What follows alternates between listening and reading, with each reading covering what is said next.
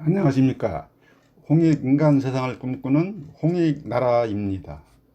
오늘 말씀드릴 제목은 새 정부의 답답한 국정 운영에서 국가의 현 상황, 위기 대응을 설득하는 방향으로 국정 기조 전반을 재점검하라가 되겠습니다.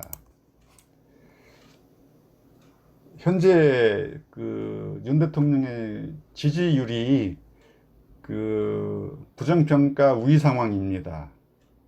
최근에 여론조사 결과는 30% 초반대로 떨어졌습니다.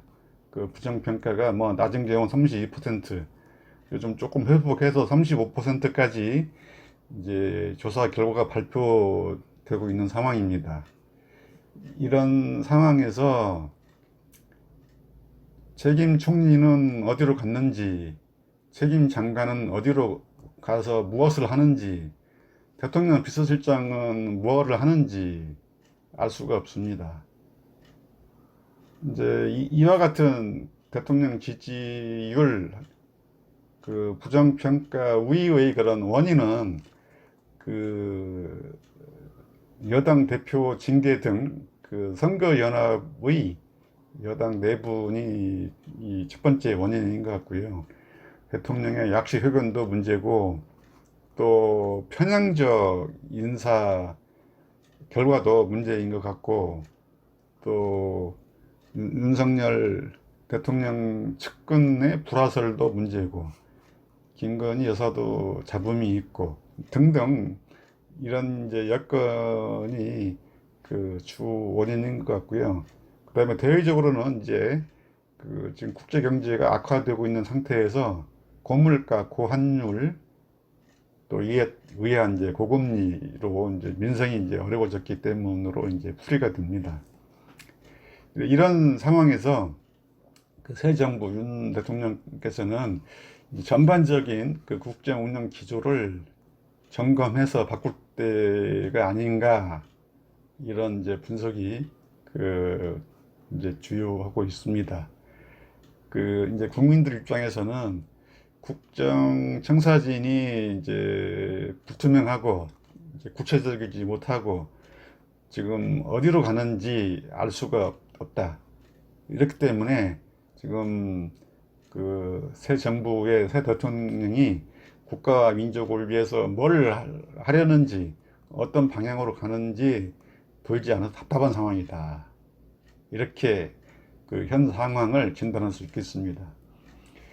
홍익인간 개념에서 본다면 홍익인간이란 인간을 모두 이롭게 하는 것인데, 지금 현 정부, 현 대통령은 편향적인 인사를 이제 비롯해서 편향적인 그런 이제 정책, 그런 방향, 또 그런 이제 태도를 가지고 있는 것 같습니다.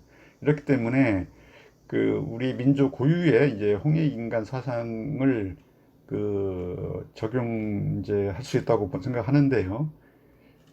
이제 우리나라가 안고 있는 정치, 경제, 양극화, 사회 갈등의 이런 현안 문제, 이런 큰 틀을 기본적으로 바꾸는 대통령의 철학 기조는 맞는 것 같은데, 이것을 운영하는 청사진이 부족한 것인데, 어쨌든 이제 지금 공정과 상식이 무너지고 있는 듯해서 이것을 바로 세우기 위한 정책 목표 설정과 국정 운영 기조에 대한 점검이 필요하다.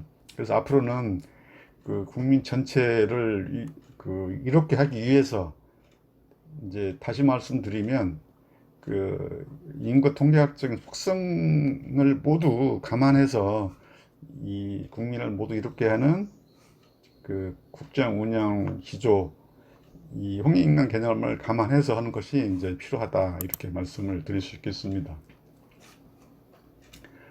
윤 대통령이 이제 지지율이 튀어가 떨어졌을 즈음에 이제 비상경제 민생회의를 직접 주재하는 걸 시작으로 해서 지금 대응이 시작된 것 같은데, 그렇지만 책임 총리나 책임 장관, 또 책임 비서실장은 이제 보이지 않는 것 같습니다. 지금 뭐 대우조선 그 파업 사태에 관련돼서도 대통령이 그 제기하기 이전에 어느 누가 어떤 참모가 어떤 총리나 어떤 장관이 어떤 역할을 했는지 전혀 알려진 바가 없습니다. 그리고 정부 여당에서도 그 어떤 역할을 했는지 알 수가 없습니다. 현재 우리는 고물가, 고금리, 고환율, 고유가의 사고시대 파고 속에서 우리 민생이 이제 어려워진 상황입니다.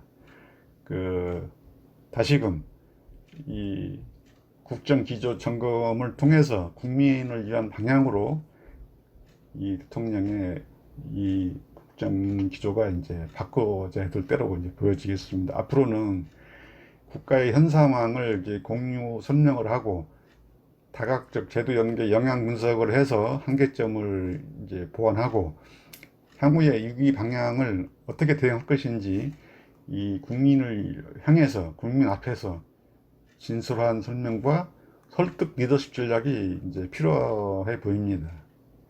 이러한 이제 그 방향으로 이러한 대한 그 대책 방향으로 그 국정 운영에 대한 성공 전략이 요청된다. 이렇게 말씀을 드리고 싶습니다.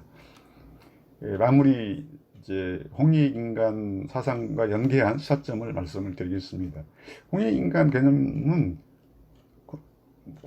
인간 모두를 이렇게 하는 것인데, 국민 모두를 이렇게 하는 것인데, 성별, 연령, 직업, 학력, 소득, 지역 이런 구분별로 모두 이렇게 하는 것입니다.